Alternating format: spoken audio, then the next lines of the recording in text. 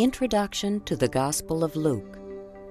The largest number of details surrounding the birth of Jesus are recorded in the Gospel of Luke. Luke was a physician and was probably the only non-Jewish writer in the New Testament. Luke wanted readers to understand that Jesus was not only the Son of God, but also a man. That's why Luke often uses the title Son of Man for Jesus. And Luke traces Jesus' genealogy all the way back to the first man, Adam.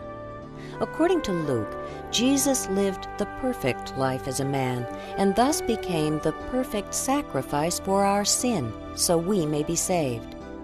At the heart of this gospel are parables that show the compassion of Jesus as the pursuing Savior, in which he is likened to characters who search for a lost coin, a lost sheep, and a lost son. Luke recorded all these stories and events about Jesus for the helpless, lost, and confused people of every era. Before Luke wrote his gospel, he did extensive research. He was not an eyewitness of the life of Jesus. So Luke begins by explaining that he is reporting the facts after careful investigation from various sources. He was a close friend and traveling companion of Paul, which allowed him to interview those who were eyewitnesses, such as the disciples, and to check other historical accounts.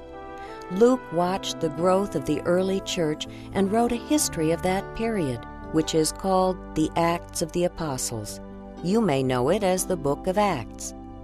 As you listen, notice how the Gospel of Luke is especially important for understanding the way of salvation, and note the historical detail as well as the warm, sensitive understanding Jesus showed for those around him.